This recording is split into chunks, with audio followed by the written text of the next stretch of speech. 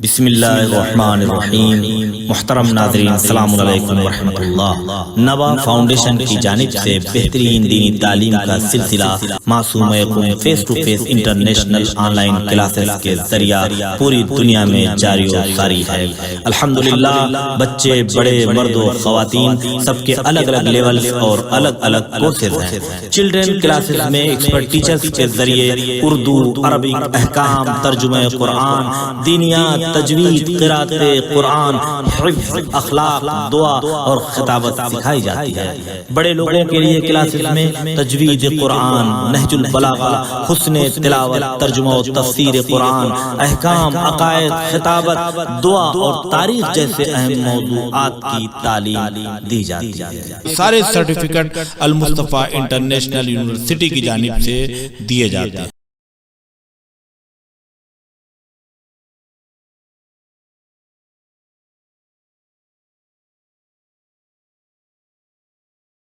اعوذ باللہ من الشیطان الرجیم، بسم اللہ الرحمن الرحیم، وبہ نستعین وهو خیر معین، وصلی اللہ علی محمد واہل بیتہ الطاہرین۔ محترم ناظرین، السلام علیکم ورحمۃ اللہ وبرکاتہ۔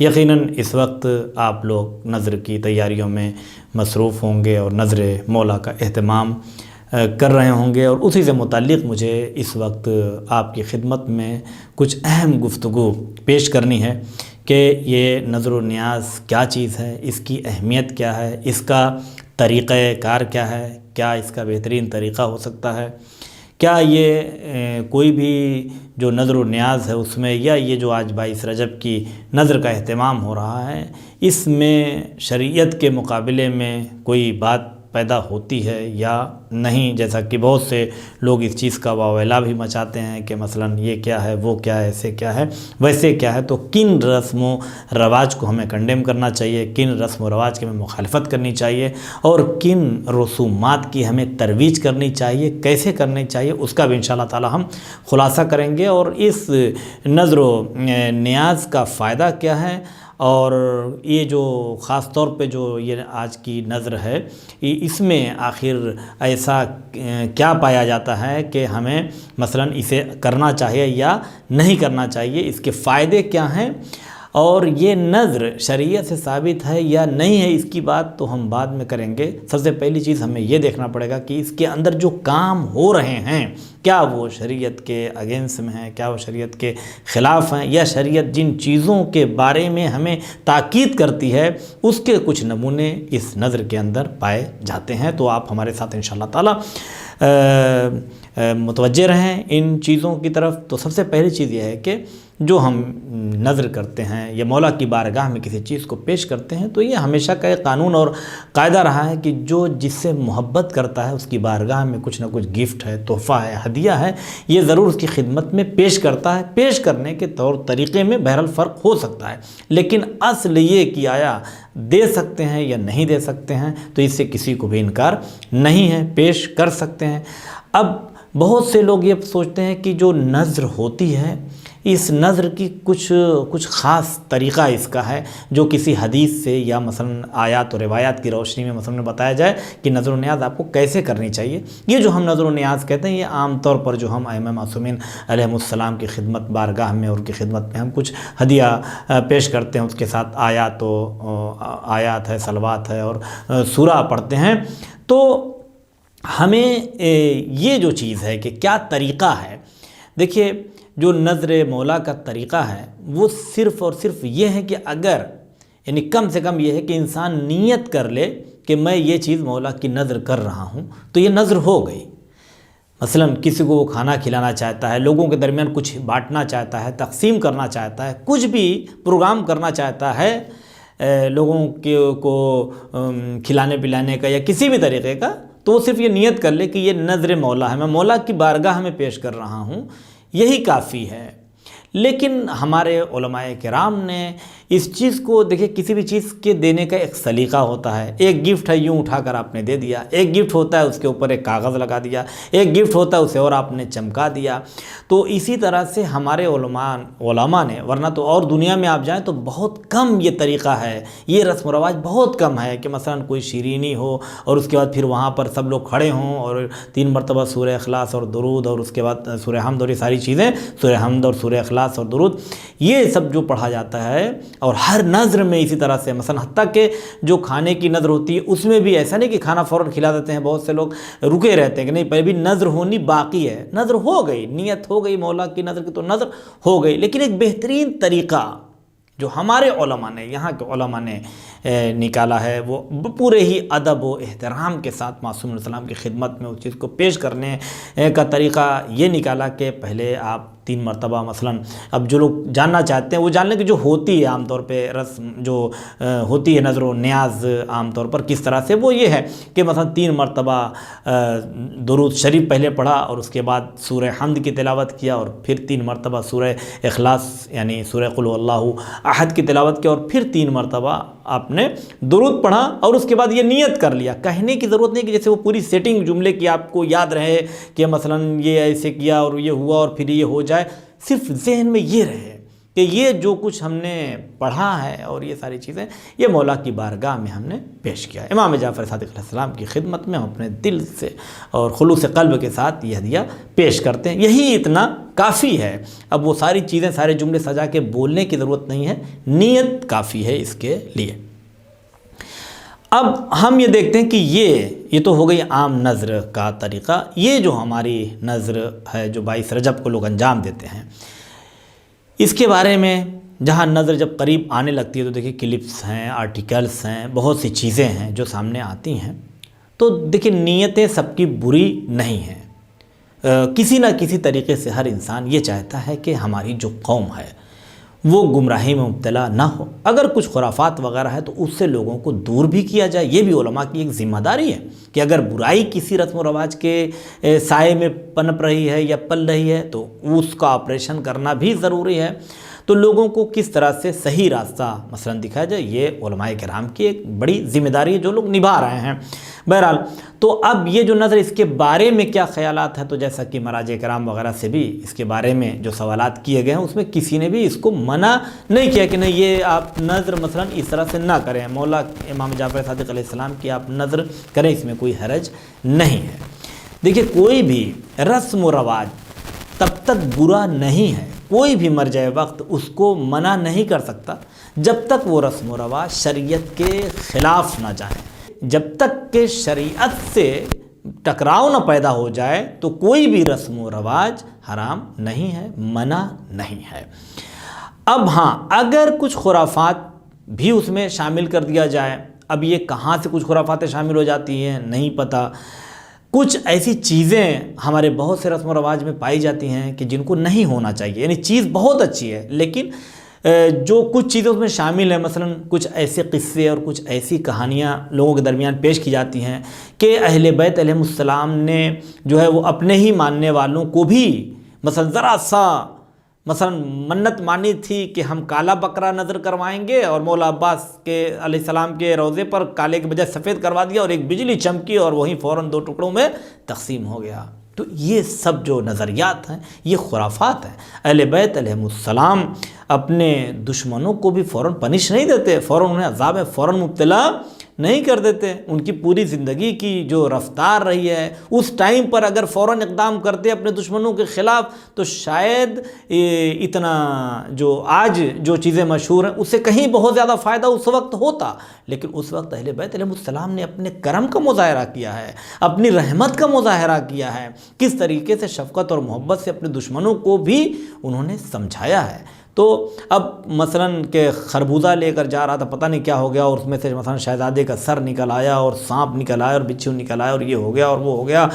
تو بہت سی جو رسم و رواج ہیں ان پر ہمیں توجہ رکھنا چاہیے کہ اہل بیت علیہ السلام کی شایان شان وہ باتیں ہیں یا نہیں ہیں. خود آپ سوچیں جتنی چیزیں اہل بیت علیہ السلام کے بارے میں ہم سنتے ہیں، ہم سوچیں کہ جو ان کی زندگی رہی ہے یہ واقعات ان کی زندگی سے میچ یا ٹیلی کر رہے ہیں یا نہیں کر رہے ہیں۔ اب رہی یہ بات کہ 22 رجب کی خود نظر، اس میں کسی کو کوئی اشکال نہیں ہے۔ اب لکڑہارے کا واقعہ صحیح تھا یا نہیں تھا، اور مثلا وہ کس نے خواب میں دیکھا یا نہیں دیکھا، یہ اس سے مطلب نہیں ہے۔ اور یہ کہ یہ شریعت کی کوئی اگر کوئی حکم سمجھ کے کرے تو صحیح نہیں ہے، تو کوئی ایسا نہیں ہے جو اس کو شریعت کا ایک حکم سمجھ کے کر رہا ہو، یعنی اسے واجب، مستحب یا مثلا ایک ایسا کام کہ جس کا حکم کسی نے دیا ہے ایسا کر کے نہیں کر رہا ہے۔ جو بھی کرتا بھی اگر اس واقعے کے لحاظ سے بھی تو یہی سوچتے کہ خواب ہے، اور ہو سکتا ہے کہ اس میں کہیں سے غلط بھی شامل ہو، لیکن اب وہ اس چکر میں نہیں ہے، وہ تو صرف یہ ہے کہ اپنے مولا کی نظر کرے گا، مومنین آئیں گے، گھر میں تشریف لائیں گے، نظر و نیاز مولا ہوگی۔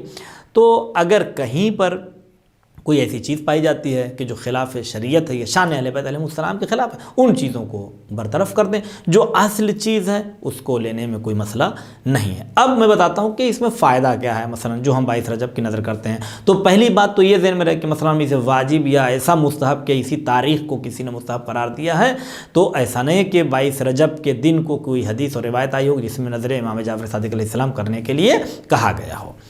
لیکن کچھ لوگ کہتے ہیں پھر یہی تاریخ کیوں، ہر تاریخ میں آپ کسی بھی تاریخ میں کریں، تو یہ بھی نہیں منع ہے کہ آپ کوئی تاریخ فکس نہیں کر سکتے۔ ہم لوگ مل کر کسی بھی ایک ڈیٹ میں ایک اچھے پروگرام کو یا نظر کو ہم فکس کر سکتے ہیں کہ بھئی ہم کریں گے، کہ اس میں کون سا مسئلہ ہے، شریعت منع نہیں کیا ہے، تو یہ بھی کوئی بات ٹکراؤ کی نہیں ہے کہ مثلا 22 رجب کو ہی کیوں، ایک چیز چلی آ رہی ہے اور غلط نہیں ہو رہی ہے، یہ کسی بت کی پوجا نہیں ہو رہی ہے، سورج کی پوجا نہیں ہو رہی ہے، کس اہل بیت علیہ السلام کو چھوڑ کر کسی اور کے دروازے پہ نہیں جا رہے ہیں کہ یہاں پر کچھ غلطی ہو، یا اہل بیت علیہ السلام کے نام پر یہاں پر جو کام ہو رہا ہے اس میں کوئی غلطی ایسی نہیں ہو رہی ہے کہ اس سے لوگوں کو منع کیا جائے۔ اس میں ہوتا کیا ہے، اس چیز پر اگر توجہ کریں تو چاہے 22 رجب کی نظر مستحب ہو یا کرنا نہ ہو، حکم شرعی ہے کہ نہیں ہے، کہ جیسا کہ میں نے کہا کہ اس میں کوئی حکم کہیں سے نہیں آیا، لیکن اس کے اندر جو چیزیں ہوتی ہیں وہ بہت بڑے بڑے مستحب کام انجام پاتے ہیں۔ سب سے پہلی چیز تو یہ ہے کہ اظہار محبت اہل بیت علیہم السلام، تو جو ایک تولا کا مرحلہ ہے وہ پورا اس میں طے پاتا ہے۔ اور دوسری چیز یہ ہے کہ کچھ لوگ جو ہے وہ دشمن اہل بیت علیہ السلام کی عداوت میں بھی جو ہے وہ مٹھائیاں تقسیم کرتے ہیں، تو یہ بھی تبرہ ہوا۔ تو تولا اور تبرہ دونوں ہمارے مذہب میں پسندیدہ شے ہے، اور دونوں جو ہے وہ ایک میزان کے دو پلے ہیں کہ جتنی محبت اہل بیت علیہ السلام سے ہونی چاہیے اتنی ہی نفرت بھی ان کے دشمنوں سے ہونی چاہیے، لیکن وہی میں نے کہا کہ خرافات سے محفوظ رہ کر اور حالات کو مد نظر رکھتے ہوئے کہ کس طرح سے بیزاری کا اظہار ہمیں کرنا چاہیے۔ تو یہ ہو گیا کہ تولا اور تبرہ۔ ادھر سے دیکھیں تو جب مومنین، آپ ہی بتائیے کہ مطلب سوچ کے لوگ خوش ہوتے ہیں کہ مثلا کہ 22 رجب کی نظر آئے گی اور ہو رہا ہے اور اہتمام چل رہا ہے اور وہاں جانا ہے، ان کو بلانا ہے، آنا اور جانا ہے۔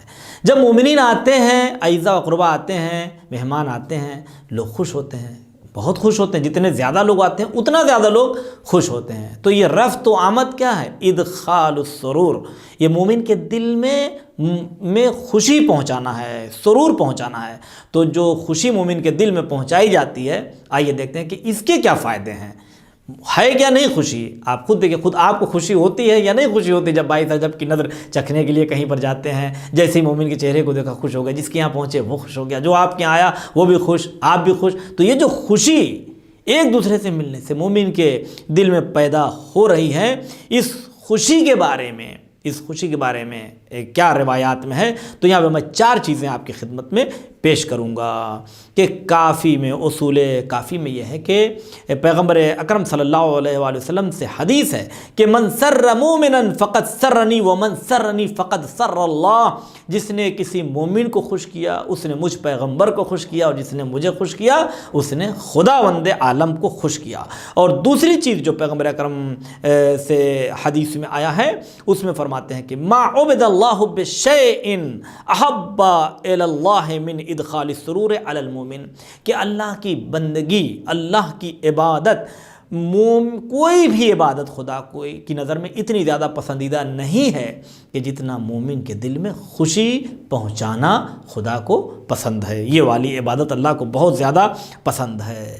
اور تیسری چیز جو ہے وہ یہ ہے کہ قیامت کے دن کی خوشی، کہ جس کے لیے امام موسیٰ کاظم علیہ السلام فرماتے ہیں کہ من ادخل علی مومن سرورا فرح اللہ قلبہ یوم القیامت، جو کسی مومن کے دل کو خوش کرتا ہے خداوند عالم قیامت کے دن اس کے دل کو خوش کرے گا. اور بہت سی روایات میں غلام کو آزاد کرنا، روزے کا ثواب اور حج کا ثواب، جس کے بارے میں 4 مصرے فارسی کے ہیں کہ خواہی چو خلیل کعبہ را آباد کنی، خواہی چو خلیل کعبہ را آباد کنی و آن رب نماز و طاعت آباد کنی، روزی 2000 بندے آزاد کنی، روزی 2000 بندے آزاد کنی بزان نبود کے خاطری شاد کنی. اگر خلیل کی طرح کعبہ بنانا چاہتے ہو اور خانہ کعبہ کو نماز اور اطاعت سے آباد کرنا چاہتے ہو سرزمین کو، اور ہر روز 2000 غلام آزاد کرنا چاہتے ہو، تو کسی مومن کے دل کو خوش کر دو. اور اسی طرح سے تو ایک چیز کیا ہوگی، مومن کے دل کو خوش کرنا. سب سے بڑی چیز مومن کی ملاقات، کہ جب ایک دوسرے کے گھر جاتے ہیں ملاقات کرنے کے لیے، خود یہ ملاقات میں کیا ہے اس کے ثواب کا اندازہ لگائیں. یعنی آپ یہ صرف ایک 22 رجب کی نظر چکھنے نہیں جا رہے ہیں، یہ دیکھیں کتنا ثواب انسان اس دن سمیٹ رہا ہے. ان باریکیوں پہ نظر کرنی چاہیے ہمیں. اگر ہم اصلاح بھی کرنا چاہتے ہیں تو بس ان چیزوں کو صحیح کریں کہ اگر کچھ غلط ہے تو اس کو صحیح کریں. نہ یہ کہ مثلاً کہ بھائی نہیں نظر ہی نہ کریے، 22 رجب کی نظر نہ منائیے. کیوں نہ کریں؟ آخر 22 رجب کی نظر ہم کیوں نہ کریں یہ بتائیے. کیوں کریں چھوڑیے، کیوں نہ کریں یہ بتائیے. تو اب یہ دیکھیے کہ دوسری چیز ہے مومن سے ملاقات ہوتی ہے. میں تو یہ بتا رہا ہوں کہ جو لوگ پوچھتے ہیں 22 رجب کی نظر کیا ہوتی ہے، میں یہی بتا رہا ہوں کہ یہ ہوتا ہے اس کے اندر. اگر یہ کہیں سے غلط ہے تو اسے بتایا جائے. باقی میں نے کہا کہ جو اس کی بنیاد میں کوئی چیزیں اگر غلط پیش کی جاتی ہیں اسے آپ چھوڑ دیجیے، اس کے چکر میں نہ پڑیے. جو اصل چیز ہے اس نیت کے ساتھ کہ آج کے دن خوشی منائیں گے، لوگ آئیں گے جائیں گے، ملاقات ہوگی، بات ہوگی، نظر و نیاز ہوگی، مولا سے کی اظہار محبت ہوگی، تو اس میں یہ تو عبادت ہے سراسر. اس طرح سے سوچ کر آج کے دن کی نظر کرنا. تو آپ لوگ بھی یہی سب سوچئے گا جو بتایا جا رہا ہے. اور مومن سے ملاقات تو پہلی چیز یہ ہے کہ جس میں مولا علی علیہ السلام فرماتے ہیں کہ لقاء اہل الخیر عمارت القلب، نیک لوگوں سے ملاقات دل کی تعمیر اور دل کی آبادی کا سبب بنتا ہے. دل زندہ ہوتے ہیں انسان کے.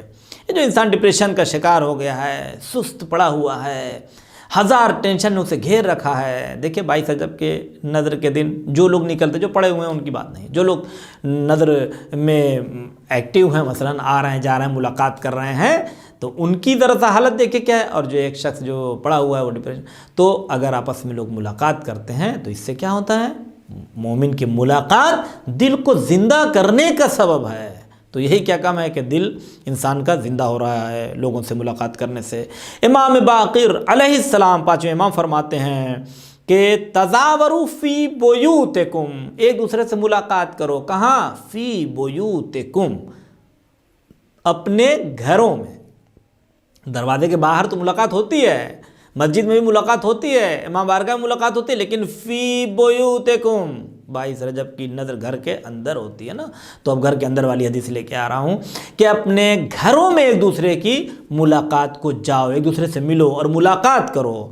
تو اس سے کیا ہو جائے گا، فَإِنَّ ذَلِكَ حَيَاةٌ لِأَمْرِنَا. جب تم لوگ ایک دوسرے کے گھر میں آپس میں ملاقات کرتے ہو تو اس سے ہمارا امر اہل بیت علیہم السلام زندہ ہوتا ہے. یعنی اہل بیت علیہ السلام کی سیرت و کردار اور ان کے احکام کی وہاں پر تعمیل ہوتی ہے.